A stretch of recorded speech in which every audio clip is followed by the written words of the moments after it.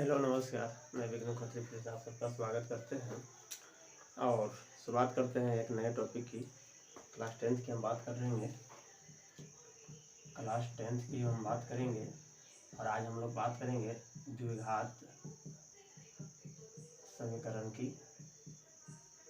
ठीक है, ये आपका वन शॉट रिवीजन होगा। वन शॉट रिवीजन होगा। इसमें हम लोग सबसे पहले क्या करेंगे कि जितने इससे फार्मूले होते हैं, जितना इसका कॉन्सेप्ट है, उस कॉन्सेप्ट को हम पहले डील करेंगे और उस कॉन्सेप्ट के बाद फिर जो है आपको 10, 20, 50 क्वेश्चन आपको हम करवा देंगे, है ना, दे देंगे, कर देंगे, बोर्ड पर ही करेंगे। तो उसके लिए आप लोग तैयार रहिएगा। और ये पर वीडियो आपको पर रोज शुरू कर देंगे हम लोग। 8 बजे रात को आपको वीडियो मिल जाएगी, पर डे मिलेगा। तो आज हम लोग क्वाड्रेटिक इक्वेशन द्विघात समीकरण को वन शॉट रिवीजन देख रहे हैं। वन शॉट का मतलब पहले हम लोग सबसे पहले सब कुछ देख लेंगे क्वाड्रेटिक इक्वेशन से। तो सबसे पहले बात आता है कि क्वाड्रेटिक इक्वेशन हम लोग कैसे पता करते हैं। तो देखिए, क्वाड्रेटिक इक्वेशन यानी द्विघात समीकरण, जो द्विघात समीकरण है हमारा, उसका पहले फॉर्म क्या होता है, उसका रूप क्या होता है, जिसको हम लोग बोलते हैं द्विघात समीकरण का व्यापक रूप। द्विघात समीकरण का व्यापक रूप हम लोग पता करते हैं कि द्विघात समीकरण का व्यापक रूप क्या होता है। तो सबसे पहले अगर आपको व्यापक रूप पूछा जाए तो आपको क्या होगा, ax² plus bx plus c बराबर क्या होगा, 0 होगा। क्योंकि समीकरण है तो हमको इक्वल टू क्या करना पड़ेगा, 0 करेगा। द्विघात समीकरण का व्यापक रूप क्या होगा, ax² plus bx plus c equal to क्या होगा, 0 होगा। देखिए, जहाँ a क्या है तो इसको कहा जाता है, a को x² का गुणांक कहा जाता है। x² का गुणांक क्या है, a है। इसी प्रकार से b क्या कहा जाएगा, तो बोला जाएगा x का गुणांक है। b क्या है, x का गुणांक है। और c क्या है, तो c हम लोग कहेंगे कि एक अचर राशि है। c क्या है हमारा, एक अचर राशि है। c क्या है हमारा, एक अचर राशि है। 1 सेकेंड। हाँ, c हमारा क्या है, एक अचर राशि है। इसके बाद हम लोग को पूछा जाएगा कि द्विघात समीकरण में के यहाँ पर फिर हम लोग लिख रहे हैं कि द्विघात समीकरण के कितने मूल होते हैं। द्विघात समीकरण के कितने मूल होते हैं। द्विघात समीकरण के कितने मूल या हल होते हैं। कितने मूल या हल होते हैं। कितने मूल या हल होते हैं। ये प्रश्न आपको पूछे जाएंगे तो आपको जवाब में देना है कि 2 हल होते हैं। द्विघात समीकरण के कितने हल होते हैं, 2 हल होते हैं। अगर आपसे कुछ पूछा जाएगा कि 2 हल होने का मतलब क्या है, मतलब क्या हो गया कि x का 2 हल होंगे। x का 2 हल होंगे।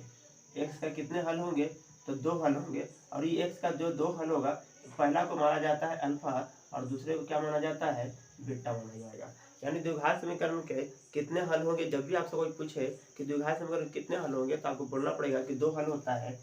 द्विघात समीकरण के कितने हल होते हैं, तो 2 हल होते हैं। मेरे साथ बोलिएगा कि द्विघात समीकरण के कितने हल होते हैं, तो 2 हल होते हैं। 2 हल होने का मतलब क्या है कि x का कितना मान निकलेगा। अजी आपको पता है कि ये आपका क्या है, द्विघात समीकरण का रूप है, व्यापक रूप है, ax² plus bx plus c इसी के रूप में होगा। इसका मतलब क्या है कि यहाँ से x का जो मान निकलेगा, x का जो हल होगा वो 2 हल निकलेंगे। मतलब 2 ऐसे मान आएंगे जिसे द्विघात समीकरण क्या करेगी, संतुष्ट कर पाएगी। जिसको हम लोग पहले वाले को बोलेंगे अल्फा और दूसरे वाले को क्या बोलेंगे, बीटा। यही से हम लोग आता है कि अल्फा प्लस बीटा क्या होता है ना, यहीं से हम लोग बोलेंगे अल्फा प्लस बीटा। आपको ऐसा नहीं पूछेगा, आपको ऐसा पूछेगा कि बताइए 2 मूलों का योगफल कितना होता है। 2 मूलों का, या 2 छोड़ दीजिए, डायरेक्ट आपको ऐसे पूछेगा कि बताइए मूलों का योगफल कितना होता है। मूलों का योगफल पूछेगा तो मूलों का योगफल आपको करना पड़ेगा, है ना, -b/a। अब -b क्या है, तभी आपको पता है कि हमने क्या बताया कि x का गुणांक बताया और a क्या बताया था, x² का गुणांक बताया था। जी इतना आपको कंफर्म होना चाहिए। चलिए ठीक है। इसके बाद आपको पूछेगा कि मूलों का गुणनफल बताइए। मूलों का गुणनफल क्या होता है, तो मूलों का गुणनफल बटा होता है c/a होता है। क्या होता है, c/a होता है। अब बच्चे पूछा जाएगा कि बताइए c क्या है सर, तो अचर राशि है। c क्या है, अचर राशि है। a क्या है सर, x² का गुणांक है। अजी नहीं समझ में आया, कोई बात नहीं। आप यहाँ पर एक एग्जाम्पल देख लीजिए। मैं यहाँ पर एक उदाहरण ले रहा हूँ। आप उदाहरण से क्लियर कर लीजिएगा। मैं यहाँ पर एक उदाहरण ले रहा हूँ। मैं अगर यहाँ से पूछूं कि 2x² plus 5x plus 3 is equal to कितना 0, 2x² plus 5x plus 3 is equal to 0। अब ये बताइए कि क्या इसका जो है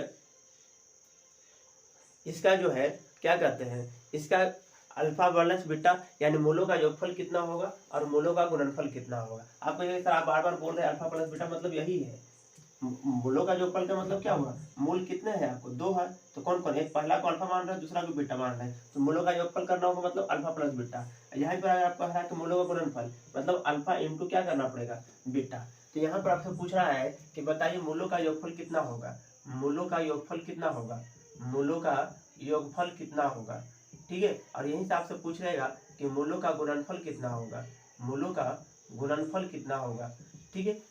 आपको पूछ रहा है कि मूलों का योगफल कितना होगा और मूलों का गुणनफल कितना होगा। तो सबसे पहले आप यहीं पर देख लीजिए सर, आप कहिएगा कि सर मूलों का योगफल का हमको फॉर्मूला पता है, क्या पता है कि -b/a होगा, है ना। तो आपको पहले क्या पता करना होगा कि b क्या है, a क्या है और c क्या है। आज ये बताइए a क्या है, तो ये हमने बताया x² का गुणांक होता है। तो x² का गुणांक के रूप में क्या है, गुणांक का मतलब निकालना है कि x² को पकड़ लीजिए। इसके बाद क्या बच रहा है, आपको क्या दिख रहा है, तो आप कहिएगा सर 2 दिख रहा है। इसके बाद आप b बताइए, b के लिए हम क्या बोले कि x का गुणांक होता है, क्या होता है x का गुणांक होता है। x का गुणांक बोले तो देखिए यहाँ x है ना, तो x का गुणांक क्या है 5 है, मतलब x किसके साथ गुना में है, तो x को पकड़ लीजिए, जो बच गया वही उसका गुना होगा यानी 5।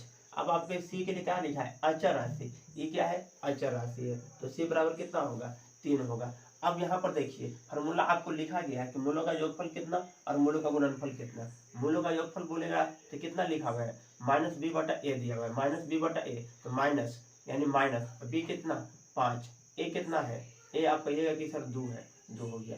मूलों का गुणनफल कितना होता है c/a होता है, देखिए c/a होता है। आप कहिएगा कि सर c कितना है, आपसे पूछा गया है तो 3 है, a कितना है सर 2 है, इसका एक क्या हो गया आंसर हो गया। तो आपसे डायरेक्ट पूछा जाएगा कि बताइए मूलों का योगफल कितना है, मूलों का गुणनफल है। मूलों का योगफल नहीं बोल के अल्फा प्लस बीटा कह देगा, अल्फा इंटू बीटा कह देगा। हमको लगता है इतनी सारी बातें आपको समझ में आई होगी। देखिए एक और हम प्रश्न क्या करते हैं, यहीं से आपको बनाते हैं, एक दूसरा प्रश्न हम आपको बना कर दिखाते हैं। देखिएगा वो क्या करेगा, आपको कुछ अलग टाइप से देगा। जैसे यहाँ प्रश्न दे दिया है, एक एग्जाम्पल हम और लिख रहे हैं। हमने यहाँ पर लिख दिया x² प्लस 3x प्लस यहाँ पर 4 ले रहे हैं, x² प्लस 3x प्लस 4 ले रहे हैं। चलिए 4 की जगह पर आप यहाँ पर 9x है ना, थोड़ा सा 9x कर लेते हैं, है ना, और यहाँ पर क्या कर देते हैं, यहाँ पर 14 कर देते हैं, 14 कर देते हैं, ठीक है। अब यहाँ से पूछेगा कि बताइए 1/अल्फा प्लस 1/बीटा का मान क्या होगा, का मान क्या होगा। ये प्रश्न है आपका, का मान होगा, ये आपको प्रश्न पूछेगा। और ऐसा प्रश्न आपको कई बार देगा, कई बार पूछा गया है, ऐसा प्रश्न आपको कई बार दिया गया है और कई बार पूछा जाता है। तो इससे आपको नाराज नहीं होना है, इससे आपको डरना नहीं है कि सर ये क्या होगा। थोड़ा सा मेरे पास जगह कम है तो मैं ये चाहता हूँ कि इस लाइन को क्या करूँगा, पॉज कर लूँगा, मिटा दूंगा। आप जो है जब वीडियो को देख रहे होंगे तो आप जल्दी से वीडियो को लाइक शेयर भी कर दीजिएगा और ना, और आप जल्दी से उतार भी लीजिएगा। तो देखिए सर हम आपको पूछ रहे हैं कि यहाँ पर मान क्या है, ठीक है। आप देखिए, आप कहिएगा कि सर समीकरण हमको क्या दिया हुआ है। देखिए समीकरण तो हमको दिया हुआ है x² प्लस 9x प्लस 14 बराबर क्या दिया हुआ है 0 होना चाहिए, क्योंकि जब तक 0 नहीं होगा उस समीकरण के रूप में नहीं बदलेगा। और जब समीकरण के रूप में नहीं बदलेगा तो आप सारे समीकरण पढ़ के ही सकते हैं नहीं। अब आपसे पहले सबसे पहले हमको क्या चाहिए, क्योंकि आपको देखे हैं कि अल्फा और बीटा निकालना है, मतलब ए और बी और सी का वैल्यू चाहिए हमको। तो सबसे पहले ए निकालिए। ए कहिएगा कि सर x² का गुणांक, तो यहाँ पर तो कुछ गुना में दिख नहीं रहा है। अरे बाबू गुना में नहीं दिख रहा है, इसका मतलब क्या है 1 छिपा हुआ है। आप कहेंगे बिल्कुल सर। बी आपसे पूछा जाए कि बी क्या है, तो आप कहिएगा कि x को पकड़ लीजिए, तो बचा कुछ 9 सर। सी क्या है सर 14। अब आपसे पूछ रहा है कि इसका वैल्यू, यहाँ देखिए प्रश्न में दिया हुआ है 1/अल्फा प्लस 1/बीटा, इसका वैल्यू निकालना है। आप क्या करिएगा, इन दोनों का पहले गुना कर लीजिए। इनका जोड़ घटाव करने आता है ना सर जी, कहाँ सर आता है, तो अल्फा इंटू बीटा ले लिए। अब यहाँ देखिए इसको भागा दीजिएगा तो अल्फा कट जाएगा, बीटा बचेगा, बीटा को 1 से गुना करिएगा, बीटा बचेगा, और यहाँ अल्फा बचेगा। यानी इसको बीटा प्लस अल्फा को हम लोग अल्फा प्लस बीटा भी कर सकते हैं। अल्फा इंटू बीटा को हम लोग क्या लिख सकते हैं, अल्फा इंटू बीटा ही रहने देते हैं। आप देखिए फार्मूला क्या होता है अल्फा प्लस बीटा का वैल्यू, देखिए -b बटा क्या है a है, और सी बटा ए क्या है, अल्फा इंटू बीटा है, तो सी बटा ए। अगर आप इसको करिएगा तो माइनस बी बटा ए, और ये क्या हो जाएगा, ए बटा सी हो जाएगा, ऊपर का नीचे, नीचे का ऊपर, ए से ए खत्म। यहाँ पर आपको क्या दिखा, यहाँ पर आपको माइनस बी बटा सी दिखा, बिल्कुल सर आप कहिएगा। अब माइनस बी यानी बी कितना दिखा, -9 दिखा, और सी कितना है, 14 है, ये 14 हो गया, यही आपका आंसर है। और ऐसा प्रश्न आपको बहुत बार पूछा जाएगा, तो इसको आप VVI मार्क कर लीजिए। और ऐसा प्रश्न आपको जहाँ जहाँ मिलता है, चाहे प्रीवियस ईयर में मिल जाए, क्वेश्चन बैंक में मिल जाए, आपका गेस्ट पेपर में मिल जाए, गाइड में मिल जाए, सेट में मिल जाए, कहीं भी मिल जाए, आप उसको चुन चुन के पकड़ कर मारिए। चलिए ठीक है, इतना आपको समझ में आया होगा। अगर इतना जल्दी से आया समझ में, तो आप वीडियो को पॉज करिए और आगे बढ़िए। चलिए ठीक है, चलिए आई होप आपने उतार लिया होगा। अब हम लोग चलते हैं, थोड़ा इसके आगे बढ़ते हैं। इसके आगे बढ़ने का मतलब क्या हुआ कि सर हम लोग पढ़े हैं कि द्विघात समीकरण क्या होता है, इसका व्यापक रूप ax square plus bx plus c बराबर 0। तो इसी में हमारा एक पूछा जाता है, क्या पूछा जाता है कि विवेचक ज्ञात करें। क्या ज्ञात करें, विवेचक, विवेचक जिसको हम लोग डी से सूचित करते हैं, विवेचक ज्ञात करना, विवेचक ज्ञात करना। देखिए ये भी कई बार पूछा जाता है, ये ऑब्जेक्टिव सब्जेक्टिव सब में पूछा जाएगा। ऑब्जेक्टिव में पूछा जाएगा, अति लघु में भी पूछा जाएगा, 1-2 नंबर का भी पूछा जाता है। कोई समीकरण आपको दे देगा और बोलेगा कि बताइए इसका विवेचक क्या होता है। जी देखिए, विवेचक निकालना यानी डी बराबर निकालना होगा, तो फॉर्मूला होता है B square minus 4ac। D बराबर फॉर्मूला क्या होता है, बी स्क्वायर माइनस 4ac। वही बी जो x का गुणांक है, वही a जो x स्क्वायर का गुणांक है, और वही c जो अचर है, जो हम अभी तुरंत जस्ट पहले बता चुके हैं। तो आप लोग जल्दी से इसको समझ में आया होगा, तो जल्दी से कमेंट वगैरह करिए कि हाँ सर सही समझ में आया कि नहीं आया। आपको इसी प्रकार के वीडियो हर रोज 9-8 बजे आपको मिल जाएंगे। ठीक है, तो आप लोग वीडियो को लाइक शेयर कर दीजिए, अपने जितने भी मित्र हैं उनको थोड़ा सा शेयर करिए। हमें भी आपकी सपोर्ट की ज़रूरत है, थोड़ा हेल्प करिए, मदद करिए, अपने दोस्तों को जगाइए। ठीक है, अब यहाँ पर देखिए डी बराबर क्या दिया है, B square minus 4ac। D बराबर क्या दिया है, बी स्क्वायर माइनस 4ac। अब कहिए सर विवेचक निकालने का क्या है, तो देखिए अटबकाना कुछ नहीं है, हम आपको एग्जाम्पल दे रहे हैं, जैसे मान के चलिए √x square plus 5x plus 2√3 दे दिया है। हमने क्या दे दिया, √3x स्क्वायर प्लस, हाँ √3x square plus 5x plus 2√3x है ना, बराबर कितना दे दिया, 0 दे दिया। अब आपको सबसे पहले क्या है यहाँ पर करना है, सबसे पहले क्या करना है कि आपको a पता करना है। a कितना होगा सर, आप कहिएगा कि √3 हो जाएगा, चल है ना। b कितना हो जाएगा, आप कहिएगा कि 5 हो जाएगा। चलिए c कितना हो जाएगा, 2√3 हो जाएगा। चलिए अब आपको यहाँ से पूछा जाएगा कि विवेचक निकालना है, विवेचक बोले तो डी निकालना है। डी का फॉर्मूला क्या है, बी स्क्वायर माइनस 4ac। चलिए बी कितना है आपका, 5 का स्क्वायर है माइनस 4, ए कितना है आपको √3 है, सी कितना है 2√3 है। चलिए 5 का स्क्वायर कितना होता है, आप कहेंगे गुरुजी 25 होता है। देखिए 4 दूनी कितना होता है, 8 होता है। √3 को √3 से गुना करिएगा तो 9 होगा, और 9 का वर्गमूल निकालिएगा तो 3 होगा। ठीक है, तो ये 25 माइनस कितना 24 यानी 1, तो यानी आप कह सकते हैं कि डी का मान कितना आएगा, 1 आएगा। ये आपका फाइनल आंसर आ गया, ये आपका फाइनल आंसर आ गया। आप कहेंगे कि सर आपको नहीं समझ में आया, वीडियो को पॉज कर दीजिए, अगर नहीं समझ में आएगा तो फिर आप कमेंट करिए, हम आपको समझाएंगे। और जहाँ जहाँ आपको सेट मिलता है, क्वेश्चन मिलता है कि हमको विवेचक निकालना है, किताब है, कॉपी है, गेस्ट पेपर है, क्वेश्चन बैंक है, और आप जाकर रिविजन कर लीजिए, क्योंकि अब समय आपके पास बहुत कम है, क्योंकि आपके पास हार्डली से हार्डली 1.5 से 2 महीने बचे हुए हैं। और मैं चाहता हूँ कि 1.5-2 महीने में आप लोग थोड़ा जम के तैयारी कर लीजिए, और इसका क्रेडिट कुछ मुझे भी मिल जाए, है ना। आप लोग अच्छा करेंगे तो हमें भी अच्छा लगता है। आप कहिए कि सर हम एक और एग्जाम्पल आपको दिखा देते हैं, विवेचक निकालने के ही ऊपर एक एग्जाम्पल और देते हैं, ताकि आपको और क्लियर आ जाए। जैसे हम यहाँ पर लिख रहे हैं 2x square plus 6x plus, चलिए प्लस बहुत हो गया, अब हम यहाँ पर माइनस कर देते हैं, है ना।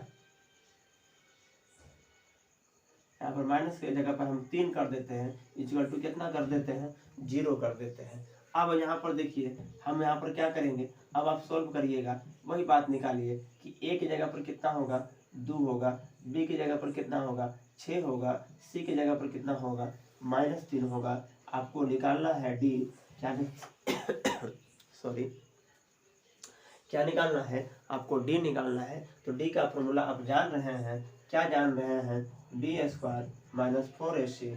बी आपको पता है कि 6 होता है तो 6 का स्क्वायर -4, ए कितना होता है 2 होता है, सी कितना होता है -3 होता है, 6 का 36 होता है ना। माइनस माइनस क्या हो जाएगा प्लस होगा, 4 दूनी के 8, 8 से कितना हो जाएगा 24, जोड़िएगा तो ये आपको कितना मिलेगा 60 मिलेगा। यानी यही डी का वैल्यू 60 आपका राइट आंसर होने वाला है। जल्दी से वीडियो को पॉज करिए और उतारिए।